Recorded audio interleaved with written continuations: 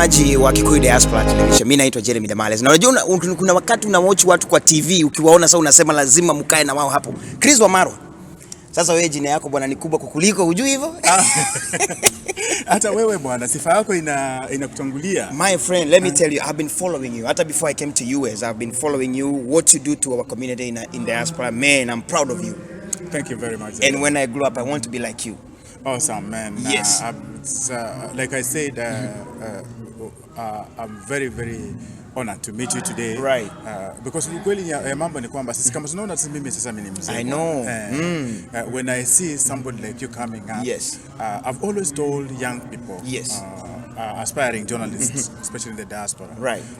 That one, our community needs people like you. You're right. Because the community is growing yes. in the US. The numbers are growing. Yes. Most of us, we came here thinking that after 2-3 years, we're going to go back home. 20 years, we are still here. Right. And so it's very important to have forums like yours. Yes.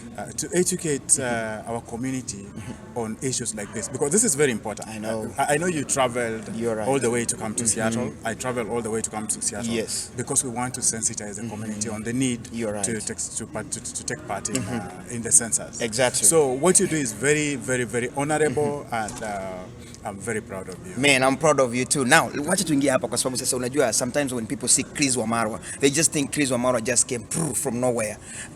Ulitoka wapi na hii mambo ya media ulianzia wapi? It's actually people. I've been doing this close to 30 years. Straight from the university, and that's 1991. Wow. I joined Nation Media Group. I worked with Nation for about 2 years. I went to Standard. I worked with Standard for about 1.5 years. Then I went into the NGO sector. And then from there, around 2002, when I came to the US, the guys at Standard got in touch with me and told me, Chris, we need somebody in the US. So I've been doing this in the US since 2003. Wow. And then when you came to US, did you met people who were doing the same, or you were just the first guy to do media in US? I was the first Kenyan guy. The only guy who was doing the reporting on issues from the US is Professor Kelly. Kelly, by the way, is a professor. Right. Kelly has been working with Nation for as long as I can remember.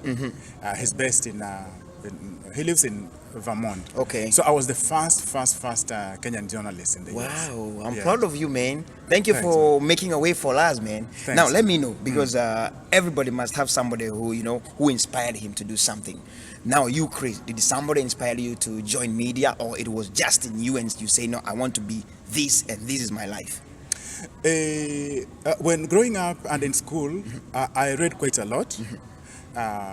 But when I was in college, for instance, I was inspired by Kwendo. Kwendo Opanga was my Kwendo, and Wahome Mtai. You guys don't even remember him. Those were my those are the guys who inspired me. Yes. And interestingly, as life will be, when I joined Nation, I was actually I was trained by Kwendo and Wahome, and then in fact, much more after 10 years when I came back here, it's Kwendo who hired me back. Right. Yeah. So those I can say that those two inspired me quite a lot, but mostly I attribute this to the reading very widely and developing the mind of imagination. Writing journalism is just about telling stories. Right. Yeah. Now here in diaspora, because I just actually joined you recently in diaspora. Do you think like people in US or people in diaspora really appreciate what you guys do, like bringing the issues to the limelight, or even telling them what is happening in the country? Do you think like our people do really appreciate your work? No, they don't, because like I can tell you, for a long time, I was doing this. I'm still doing what I'm doing. Yes. But I can tell you that there isn't really much compensation in terms of the media houses that I've worked for all this time. Because again, as it is, media is all about advertising. Yes. And people still don't think that the diaspora deserves the space that any other Kenyan deserves. You're right. I'm one of the first persons to start online media at the Standard in 2003, and then at Nation 2012. That's why now we have digital. You're right. You have digital Standard, digital Nation. Wow. But even then, we had a lot of resistance from especially the management, because in Kenyans just know the newspaper. Right. Yeah. They don't appreciate online. They can't believe. But things have changed. Since then, things have really changed. Right now, a lot of the information that we're getting, a lot of the news, we get it through social media and online. Yes. Yeah. But yeah, to come back to your question, I still have a sense that people, especially at home, don't appreciate Yes. what we do as journalists from the diaspora. People still want, especially in the media management, still want sensational stories. Yes. When it's ugly, that's when it's news. You're right. But over time, one of the things that I keep on telling people is that I'm a diaspora. This is where I live. I was born in Kenya, but Yes. now I'm diaspora. You're right. So I really am very protective of the diaspora space, and I know from experience that we have many issues, but again, we have a lot of very successful stories You're right. within the diaspora. So I really resist the temptation to just highlight the ugly part of You're the right. diaspora. Yeah, but things are opening up. You're the guys who are going to benefit reap the benefits of the hard work. I think you were John the Baptist anyway, making way for us. That's very good. That's We great. really appreciate you, Yeah. man. Now, let me talk about the social media. Now, the social media platform is coming like it's trying to kill the people who went to school for media. Because now everybody, if something happens here, that thing will be in the news in a minute. Because somebody had a camera, somebody had a phone, taking that video and putting it on social media. Do you think that one is killing the people who went to school and like taking away their gift? Or No, I don't think so, because and this is why I say it's not.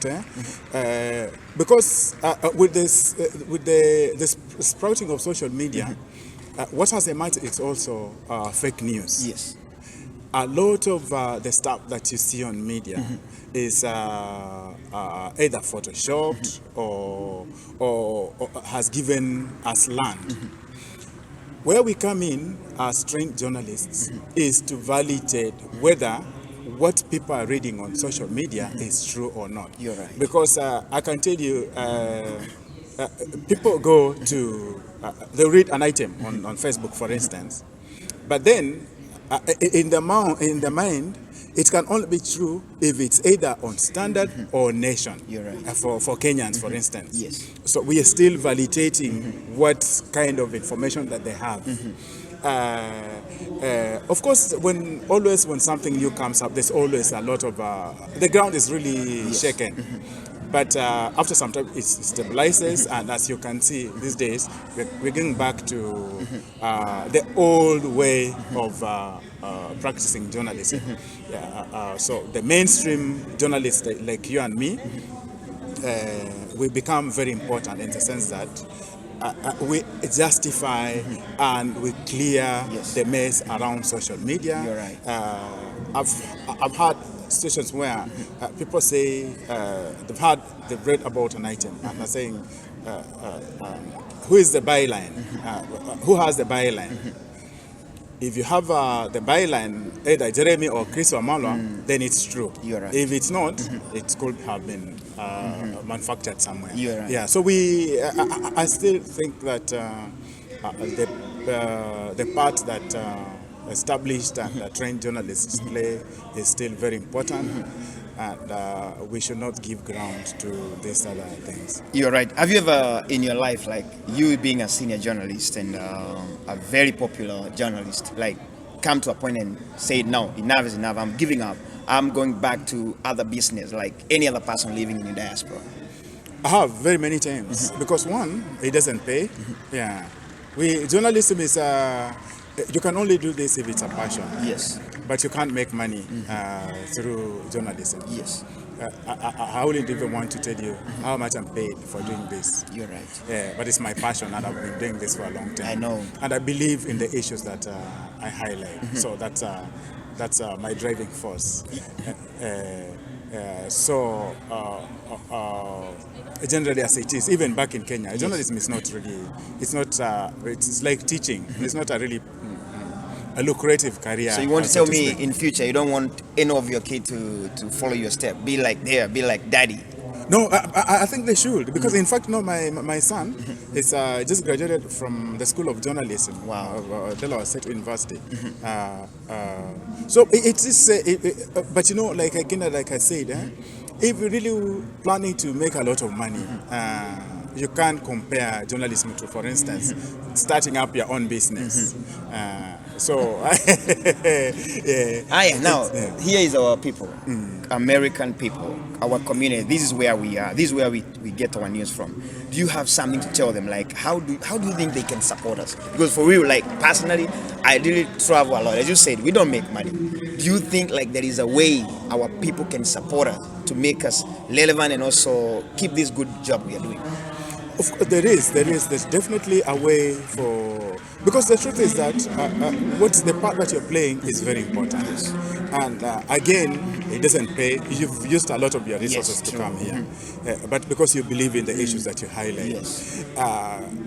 Unfortunately, the Kenyan community is not very good in compensating for talent. People just want stuff for free.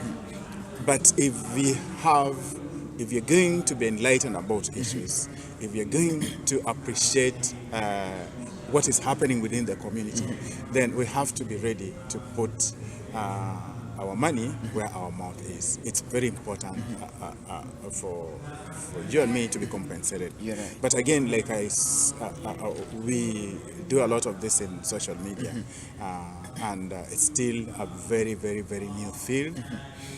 I'm hoping that as time goes on, we'll be able to appreciate that. Amen. But one thing that I would like to tell you as an upcoming journalist is that know your worth. Yes.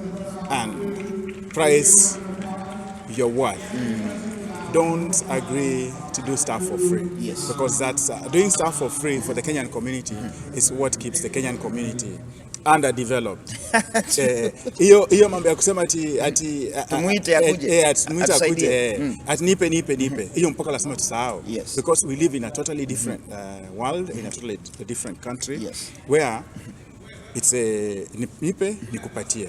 So you have to really value your worth and put a price to your worth. Wow. Chris Wamalwa mwenyewe. Sasa tukimalizia, now we are here in Washington actually, about this thing you see here called Washington Census Alliance. What do you think about this? This is very important because I've traveled since I've been to the US. I've been to almost 48 states. To remaining. Which one is that? Ottawa? Some states that the big one is Alaska, and then, by the way, Florida. You haven't been to Florida? I've never been to Florida. Oh, it's 3 hours drive from my place. 3 hours. So, as I've gone around the Kenyan community, I've realized we face the same issues. Yes. We face issues around tribalism. We are balkanized in our small tribes. Yes. Even within tribes, utakuta, if you go to Boston or Atlanta, Marietta, utakuta Wakikuyu wa Thika, Wakikuyu wa Nakuru, right. Wakikuyu wa Kiambu, Wakikuyu wa Nyeri. That is a big problem for us as a community. Yes. As it is right now, we're talking about diaspora participating in what's going on at home. Yes. We send a lot of money at home through the remittances and the small investments that we make, but we don't have a voice. It's very important for us to realize that as we are doing this, we face the same challenges. You're right. But to come back to this, this is very important because as the people have said, unless we participate in the local politics, in the local things that are happening, then we'll still be minorities Yes. will still be ignored, our numbers won't count, nobody will even know that we exist. That's why they call us aliens or underground people. You're right. Yeah. So it's very important for We need to unite. we need to unite, Yes. and we need to send the message to every Kenyan that this is happening in America. Yes. You need to be counted. Don't be left. Yes. Because if you're not on the table, then you know what happens. I know. Pati nyama. Huwezi pata. So what was Washington? Wahesabiwe, wakubali kuhesabiwa. Hata watu wa Washington wahesabiwe, watu wa America, wa Kenyans in America wahesabiwe. You're right. Beyond Washington, everywhere, Yes. around the US, people should show up and be counted. Wow. Very powerful. The last question about this kitu tunaita inaitwa COVID-19. Coronavirus. Yeah. Na sasa hata ukutumeambiwa tusalimiane hivi sasa. Hata sisi nimekuguza. Tumezoea. Hii kitu unaona ni kitu imewekwa ama is something that is, I don't know. What do you think about this? Of course, there's rumors that it's been manufactured and Yes. all that. But one thing I know for sure is that it's scaring the hell out of many I know, people. yes. Nikikuja watu walikuwa wanasema unaenda huko kufanya nini na huko ndio kuna waka moto mwana. Nasema hapana. Kwani hatutakufa? I know. I spoke to a few Kenyans, especially businesses best here. Yes. And the threat is real. It's real in the sense that people, like you go to a restaurant, Yes. watu hawakuji kukula. Wanaogopa.